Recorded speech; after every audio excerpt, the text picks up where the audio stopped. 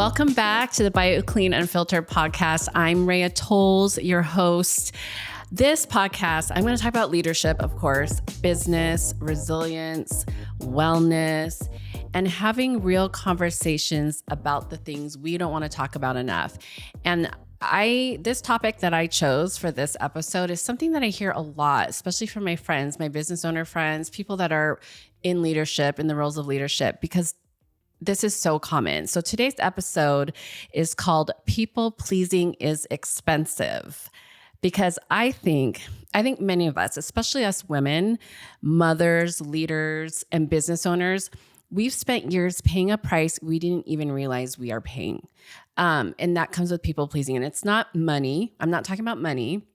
I'm talking about peace, and I'm talking about energy and confidence and boundaries.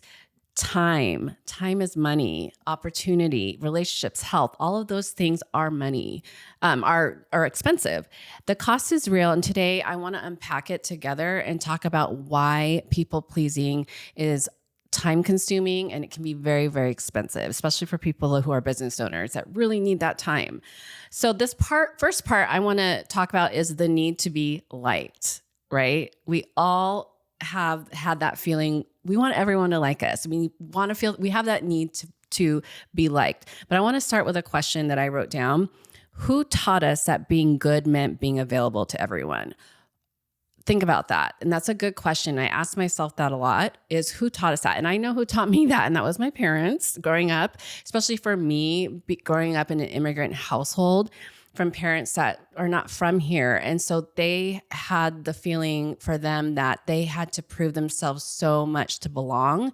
And that meant, yes, let's people please. Let's do what people tell us to do so they'll like us. Because especially me, even though I was born here, being different like that as a minority, I felt like I had to prove myself too, where, okay, I know I look different, I know that even growing up, I had an accent, because of our different languages spoken in the household. So things to me were like, I have to do these things so I have friends, so people like me. I'm not different. And I thought about this question a lot because that is where, for myself, the core of why did I always had to have that need, and also who taught me, right? And of course, it's how you're brought up as well. So for many of us, it did. It started young. So the things I made a list of things I always heard growing up is be nice, right? Oh, but we should always be kind to people, but it was always be nice. Even though that person's not nice to you, be nice back to them. That's great. But don't rock the boat. I always heard that too. Don't rock the boat.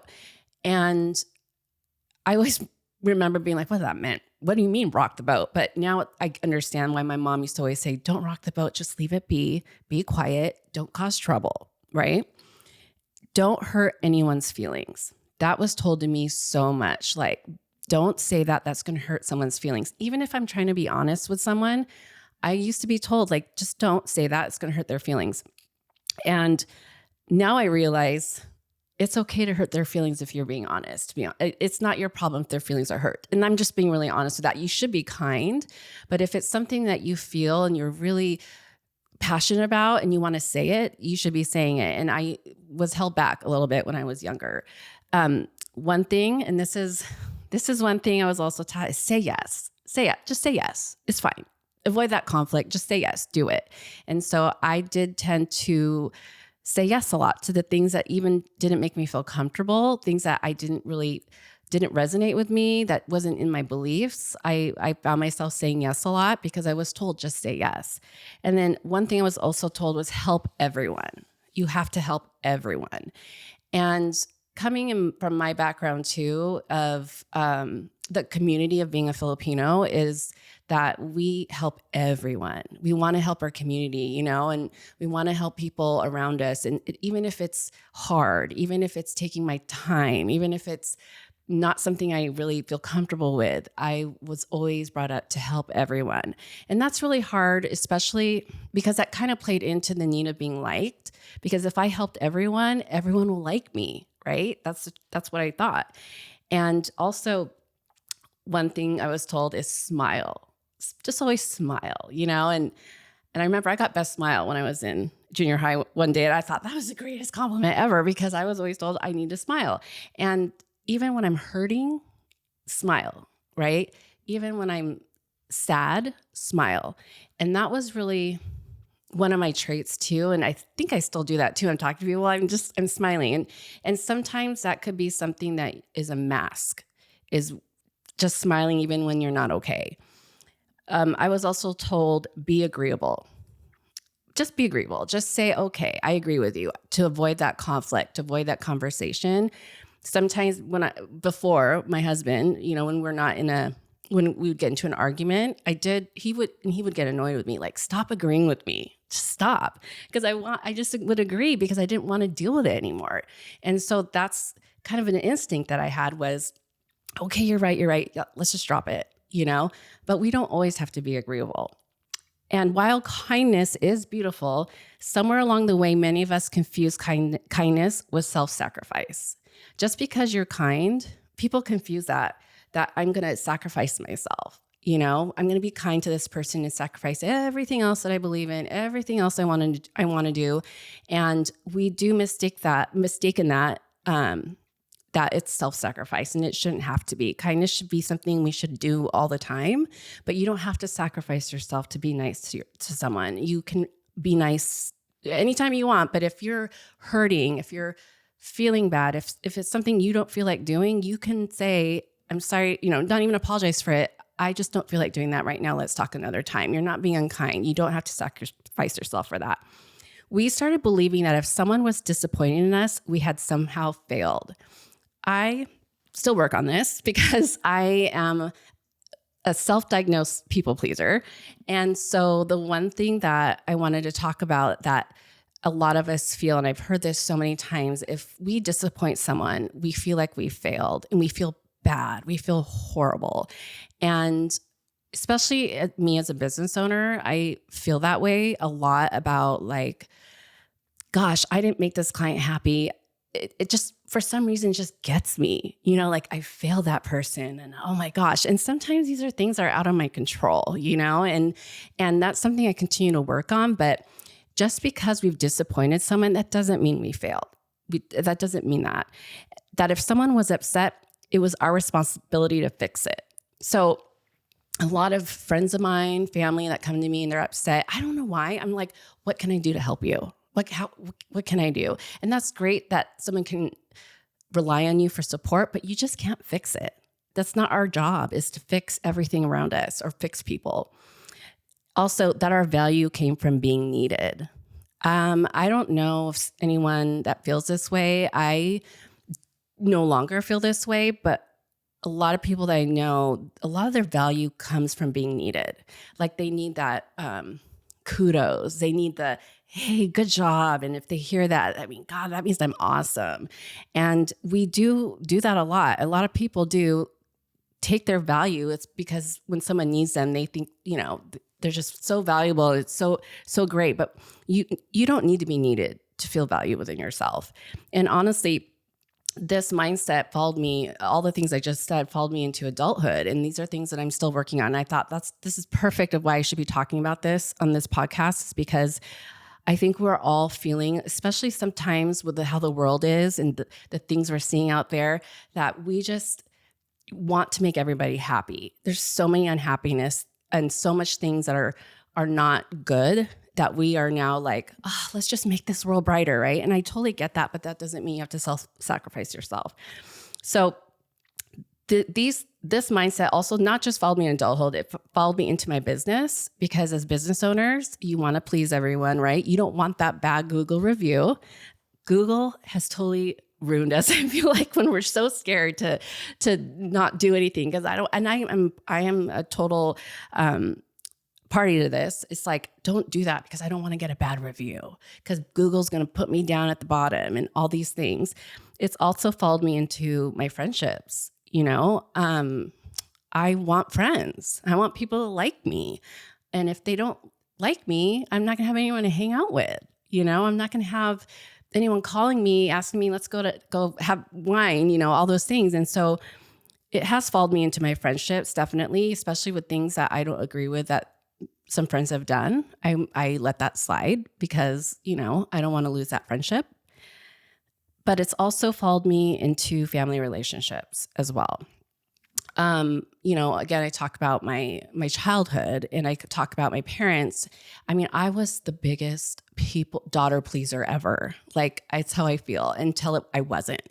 And, when you continue, I mean, in my culture, you have to be respectful of your seniors, right? You have to help them until they die. Like my culture too, you live with them till you get married, all the things. And not that was so detrimental, but it did play a huge part for me in my family relationships, because when I stopped doing that, when I stopped pleasing them and doing what I want to do, when I, want to get married and all these, be alone, independent, that's when the things started changing. Relationships started changing in my family. And it's hard to say no, and it's hard to not please the people that you love, but sometimes you have to create those boundaries in order for yourself to grow. And that's what I had to do. And so that was especially hard.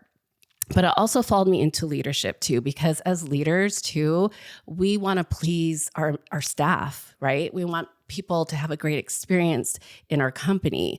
And it's also can be detrimental when you're in a position of leadership towards your employees, because they're not going to respect you if they see that. They're going to know that, okay, they're going to, walk all over you, all those things. But I wanted to feel heard. And that's a lot of the things as well about being a people pleaser, is I felt like I wanted to be heard. I wanted to feel supported, right? I felt like, okay, if I'm a people pleaser, everyone's going to support me. Never the case, right? I wanted to feel included. I think that we all deal with a self-esteem issue, and we want to feel included. Why doesn't someone not like me? Why aren't they my friend? And so that is also plays a part in why you want to please people all the time.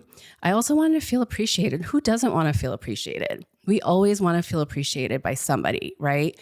And that for people pleasing, for catering to other people, you think they're going to appreciate you more.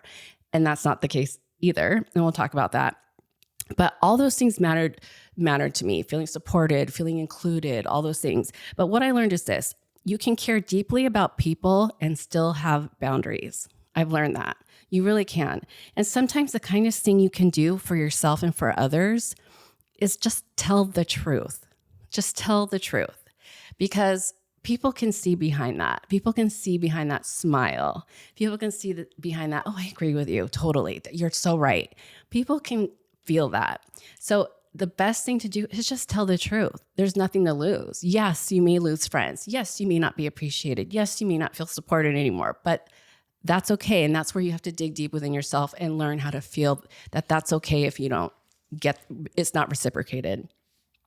But even when the truth is no, that's okay too. You can tell the truth. And even if it's a no, it's okay to say that. It's okay to say no to people. And I think that is the hardest. And no is like a 2-letter word. And it's the hardest word to say sometimes for people is no, I can't do that. So one of the things I'm going to talk about now in this segment here is people pleasing is expensive. And why I wanted to title this episode is because let's talk about the hidden invoice here, right? Because people pleasing sends you a bill eventually. It will. And what I mean by that is, and the payment isn't money, like I talked about, it's pieces of yourself. And eventually that bill is going to come. It's going to come. You lose sleep replaying conversations, right? You lose sleep replaying the conversations in your head. You say yes to projects you don't have capacity for. You just don't. You can't take on everything. As much as you want to, especially as new business owners, we want to take on everything. We want all the business, but you just can't. You over-explain decisions. Why did I do that? Well, it's because this blah, blah, blah, blah, blah. And all of a sudden, the person that you're talking to is just like, okay, what the heck was that, right? You tolerate disrespect because you don't want conflict. You start tolerating disrespect because you don't want conflict. You don't want to have that conversation one-on-one with someone why you didn't agree with that decision they made, blah, blah. You just don't. So you tolerate the disrespect. You tolerate them hanging up on you. You're going to tolerate them not doing the job you told them to do because you just don't want to have that conversation. You keep underperforming employees too long. You keep the employee that's underperforming. What's going to happen? They're going to keep underperforming and they're going to even do it worse because you're taking them in too long. You continue relationships that drain you, that just absolutely drain the heck out of you. Like, why do you have that friend that constantly calls you when she has a problem and she's never calling you when you're doing something good? Like, why do you continue to have that relationship that drains you? You answer emails at midnight, like literally. That is such a time waste and money of yourself that it's like, why do you wake up at 11:30 p.m. to check your phone, check your email? Like, I've done that before, by the way. It does nothing. You answer it at 6 a.m., same thing. You answer at 7 a.m., same thing. So why do we check our emails at midnight? You apologize for things that aren't your responsibility. I'm sorry you're feeling that way. Why are you apologizing that someone feels that way? That doesn't make sense. It's not your responsibility they're feeling that way. It's their responsibility they feel that way. I'm sorry that I'm sorry that I stepped on your toes. Well, you really literally didn't step on their toes. You know what I mean? It's just, why do we continue to say, I'm sorry? You carry emotional burdens that belong to someone else. God, so-and-so feels so bad. I feel so bad for her. Why do you feel bad for someone else's burdens? Especially when they put it on themselves. That to me is like the biggest monkey on your back, is carrying someone else's burdens. That's huge to do that. And one day you're going to wake up exhausted, wondering why you're overwhelmed, wondering why you're resentful, wondering why you feel disconnected from yourself. I mean, do we all feel that way? Have you woken up exhausted, overwhelmed, you're resentful? God, I just remember I was working so many hours at my old job, and my husband gets to come home at 5 o'clock and eat dinner with the kids. And I'm just so grumpy and pissed off that he gets to do that. But just because I did all these things I just said. I was checking my emails at midnight. All the things that were draining me, and I was blaming somebody else for that. And that happens a lot. But the answer is because also you've been spending your energy trying to manage other people's comfort. And that's why we are become so adapt to managing other people's comfort. I don't want them to feel uncomfortable, so I'm going to do all these things so they're okay. They're okay. And here's what I also finally realized. Someone else's disappointment does not automatically mean you've done something wrong. It doesn't. People can be disappointed in you. Someone's always going to be disappointed in something that you did. It's a decision you made. It doesn't mean you've done something wrong. Someone else's disappointment does not mean you failed. It really doesn't. And I know it's hard to believe that, and you feel that when you're disappointing someone. Oh, I failed them. But that doesn't mean you did. People are allowed to be disappointed, and you are allowed to make decisions that honor your capacity, your values, and your peace. You are allowed to do that. Allow yourself to do that. I mean, if you need permission, which you don't, I'll give that to you, because you don't need that. You are allowed to make decisions that honor your capacity, your values, and your peace. So this next section I wanted to talk about too is how it shows up in leadership. How does people pleasing show up in leadership? Oh gosh, it shows up all over the place. As business owners, people pleasing can become very, very dangerous. It can be dangerous for not just for yourself, but for your business. People are going to see right through that. We ignore red flags because we want to give someone another chance. We do. Like, oh, I feel really bad. I let this person go. Oh, maybe, and I've done that before, and I'm going to admit this. Someone that I knew I had to let go, but I didn't. I ignored all the red flags because I really like that person. So I've done that before where let's just give them another chance. Did it work out? No, it got worse. Absolutely. We avoid the difficult conversations. When you're in leadership and all you want to do is please everybody, you avoid those conversations that you have to have. And that if that's letting someone go, if that's telling someone what they need to work on, if it's telling a client, this isn't going to work for you, avoiding those conversations can be very, very detrimental to your business. We don't hold people accountable. If you don't hold your staff, if you don't hold people that you're working with accountable for their own mistakes, that is going to ruin so many things in the long run. You have to hold people accountable. Even if it can hurt that bottom line, you have to hold people accountable. We overpay loyalty that isn't reciprocated.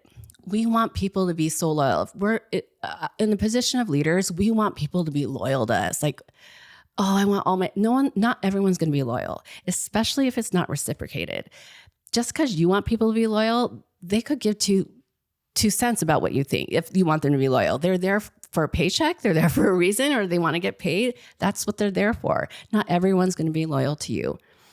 We tolerate the drama.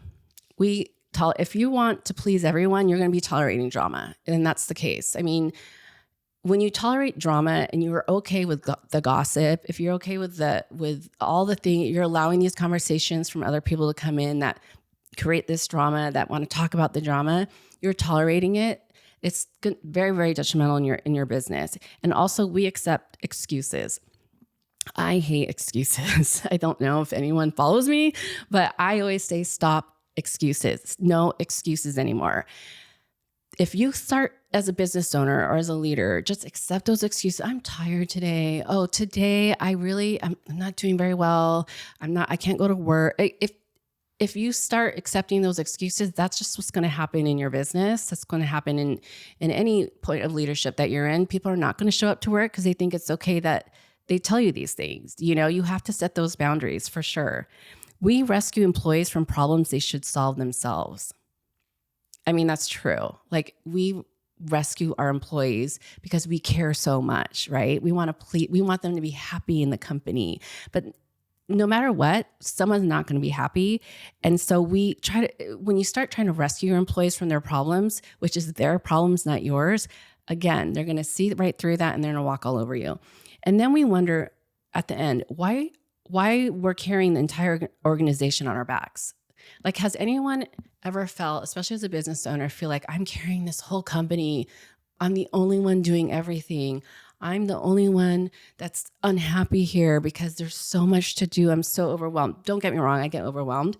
But once you start feeling like you're carrying the whole thing on your back, it's because you're doing all these things. You're avoiding the difficult conversations. You're allowing the excuses. You're just thinking everyone's going to be loyal to you. You don't hold people accountable. All these things are happening, and that's why you're feeling like that. Leadership requires compassion. It does. It requires compassion. And there's a difference between people pleasing and compassion. Total difference. But compassion without boundaries becomes enabling. Not just in business, in life. Compassion without boundaries becomes enabling, right? A good leader serves people. A people pleaser saves people. So there's a difference there. So a good leader, you're serving the people to the extent you can do to your capacity. But a people pleaser, you're saving people left and right. It doesn't matter what capacity you're going to do it in. You're just trying to save everybody. And there is a difference in that. A leader asks, how can I support your growth? A people pleaser asks, how can I make sure you're never uncomfortable? Like, how many times have we done that? I don't want you to be uncomfortable here. Well, there's going to be times where it's going to be uncomfortable. There's nothing you can do about that. But a really true good leader asks, how can I support your growth to your capacity as a leader, right? Not going out of your way to do all these things. It's how can you support it to the best of your ability? Growth requires discomfort. It really does. Accountability requires discomfort. Honesty requires discomfort as well. All these things are going to be uncomfortable. When your growth is going to be uncomfortable, holding someone accountable is going to be uncomfortable, and honesty is very, very uncomfortable. But those things have to happen, and mature relationships can survive the discomfort. Mature relationships. That's when you know it's a mature relationship, is when you can survive the discomfort. So the next thing I'm going to talk about too is learning to say no, because I don't know about anybody else, but I cannot say no. I've learned to, but I couldn't for a very, very long time. For years, I thought saying no was so rude. I did. I thought, this is so rude of me. I'm telling this girl needs my help and I'm telling her I can't do it. That's so rude. And it's not. I thought I meant I was selfish too. I thought I was so selfish because I can't say yes to someone. That meant if I said no to someone, and I don't know if anyone feels this way, it means that I'm unhelpful. It meant that I'm not supportive. But now I see no differently in that, because no is also clarity. No is honesty. No is stewardship of your time. People think no is a negative word. Like, it's negative. It's not negative. No is actually understanding your boundaries and understanding your time and understanding what you're capable of. No is respect also for your priorities. You're respecting yourself and your priorities when you say no. No is also an investment in your future self, because the moment you say no to something you can't do, something down the line is going to come up that's so much greater because you gave your time, that time back to yourself. Here are some phrases that I've also learned. I wrote down. I appreciate you thinking of me, but I don't have the capacity right now. Simple, very respectful and very simple. That doesn't align with my current priorities. That's okay to say. People, I remember Josh said, that kind of sounds rude. It's not rude. It's the truth. Again, you're being honest. That doesn't align with my current priorities. And that's okay. I'm unable to commit to that. There's nothing wrong with saying that. I wish I could, but I need to protect my schedule. And that right there is so important phrase that I use. I wish, because I do. I wish I could. I'm being honest. I wish I could do that for you. But again, I need to protect my schedule. I'm being honest. I have to protect my schedule, because if I didn't have my schedule and the time that I give myself, I wouldn't be successful. And my favorite one is, and I wrote this down, no is a complete sentence. Like I said, no, you think it's just a 2-letter word. It's actually a complete sentence. No. You don't owe everyone an essay when you say no. Say no. It's the meaning's right there, right? No. You don't need to convince people why you're saying no. Just no, I'm not doing that. People who respect you won't require a courtroom presentation for your boundaries are people you need to align with. The people that are saying, okay, I understand that, I respect that, those are the people you need to align with, because no is complete sentence. Saying no is okay. And if they don't get that, that's not your problem, it's their problem, right? You don't need a courtroom presentation to have people understand why you can't do that, why you can't help them with that. So one thing that also I'm following with this is protecting your peace. Peace. Oh my gosh. I don't know if I have that, but I'm working on it. Peace isn't something you find. And we all know that. I'm not that person that's sitting there like, oh, I have so much peace. Like I'm by the lake. No, I don't. That's not me. But peace is something, I'll tell you, peace is something you protect. You have to protect it. We are so lost in the everyday things that we do every day that we don't remember to protect our peace. And what does that mean? It means paying attention to what drains you. Paying very, very close attention to that. If you feel it internally in your body, if you are getting sick, if you are feeling it, something's draining you, right? And that's draining your peace, and you have to protect that. Who drains you? Ask yourself that. Who is draining you? What conversations leave you anxious? What conversations are leaving you anxious right now? What obligations feel heavy? You have to ask yourselves these things, because protecting your peace is so important. These are great things that I hope anyone that's listening understands. These are the questions you have to ask yourself. What expectations were never yours to carry? What is in your life right now that you have expectations that were never yours to carry? Protecting your peace also is going to look like not answering every text immediately. You don't have to answer that. I don't answer my text immediately, to be honest. I used to feel bad about that, but I don't anymore, because there's a reason why I don't. I have to protect my peace. I have to give it some time. I have to think about it. Maybe if I have my talk to text, I'll do it right away. But I literally take the time to answer a text intentionally. Not attending every event. Every event. You don't have to attend every event. Like, I know how fun it could be, but once you start doing every event, that's going to drain you. And then not explaining every decision. You don't have to explain why you made the choice to not go to an event, why you made the choice to say no to that client, why you made the choice to say no to that job. You don't have to explain every decision. Turning off notifications. Has anyone tried that before? Turning off notifications? I have a bit, but I do. I actually choose intentionally what I want to be notified on my phone.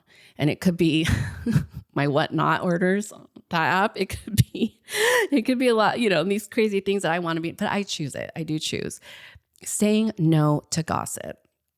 So many people I don't know what it is about me. They love talking about everything with me, and I totally love it. I love talking to people, but there are times where I say, thanks so much for telling me that. That's Great. Hope you got out of your system, and I move on.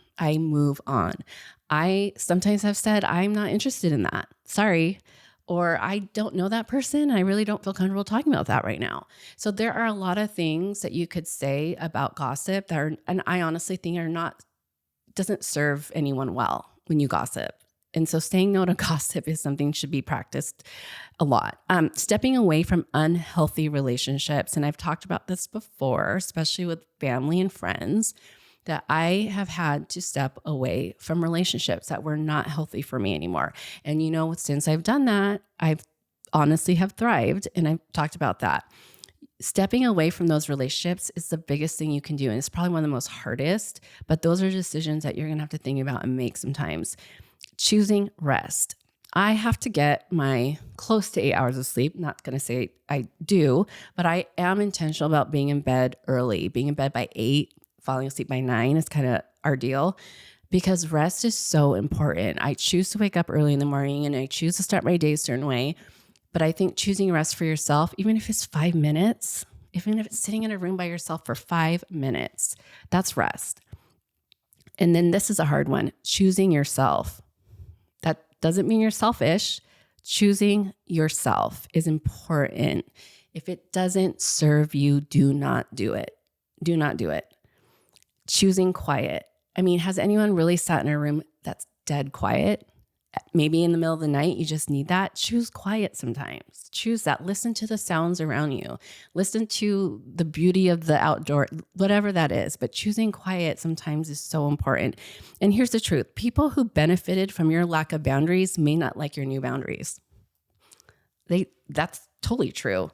If they benefited from your lack of boundaries, if they were able to call you anytime they want and bitch and moan about whatever they wanted, and then now you're saying, nope, I'm not interested in that. I mean, they're not going to like that, and they may not be your friend anymore. But that's okay. Boundaries don't destroy healthy relationships. If your relationship's healthy and you have boundaries, they're not going to destroy that relationship. They reveal unhealthy ones. The greatest beauty about boundaries is they reveal those unhealthy relationships. Once you start creating those boundaries, people are going to start noticing, and they may or may not like it. And the ones that don't like it, think about it. It might not be a healthy relationship. So I know I didn't talk long on this one. I just felt like I had to talk about something that kind of resonated with people. And I asked a lot of people, what do you want me to talk about? And what are the things that you're thinking about? And it was, how do I stop caring so much? How do I stop caring so much, Rhea? And I'm like, I don't know the answer to that, to be honest, but I'm going to tell my thoughts on this. But I want to leave you with this. You can be compassionate. You can be generous, supportive, kind, loving, giving, but you can still say no. You can be all those things and still say no. You can disappoint people and still be a good person. You can choose yourself and still care deeply about others. And maybe the question isn't, will people be upset? Like, stop. Maybe that's not the question. Maybe the better question is, what is it costing me to keep making everyone else comfortable? What is it costing you? Because people pleasing is so expensive. I hope I prove that here. And I don't know about you, but I'm done paying for peace that should already belong to me. It really should. I'm tired of giving away my peace. I'm tired of giving away myself. That's expensive. So I just hope this resonates with someone. I hope someone's listening to this thinking, oh my gosh, I needed to hear this today because I'm off trying to please a friend that does nothing for me. But I really want to thank you joining me today on this episode. But if it spoke to you, I encourage you to share it with someone who really needs to hear this. Stop carrying everyone else's expectations. Until next time, I do want you to remember this. You don't have to shrink yourself, explain yourself, or exhaust yourself to be worthy. Protect your peace, honor your boundaries, and keep becoming the person you were created to be.